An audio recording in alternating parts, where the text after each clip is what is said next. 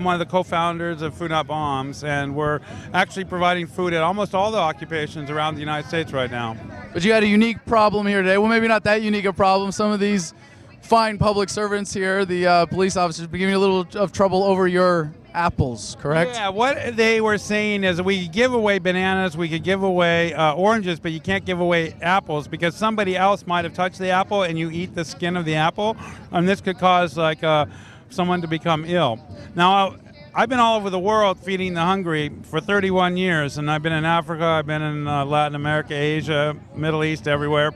And the reality is everybody does this in every part of the world, and people don't actually get sick doing it. We've been getting donated food from places like Whole Foods and Yes Markets and the food co-ops and stuff like that. So we try to have all organic. We've been doing it 30 years and no one has ever been made ill, but we have been arrested for it. We were arrested in San Francisco over 1,000 times. I did 2 years in jail, and I faced 25 to life. About what's happened here today, what department was it that came to enforce this health code on you? Okay, this is the National Park Service, and the sad thing is that I'm third generation National Park. Oh, the irony! And my grandfather was the man that set up the system that is here today in the Great Depression. And so he lived at Lock House 7 in Glen Echo for about 15 years. And so this park exists because of my grandfather helped organize the acquisition of this land from the district to make it a national park.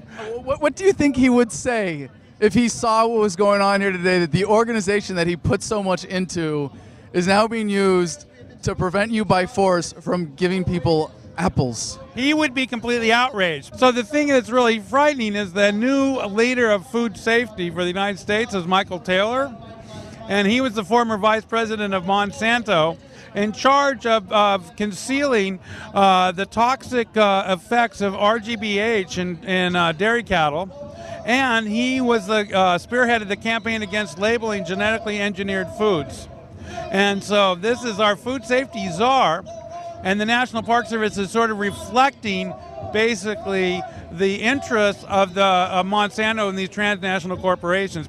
The idea that this great government that we have in America is going to send people in costumes with guns to come and harass you and say you can't distribute apples for free, you can't give apples away.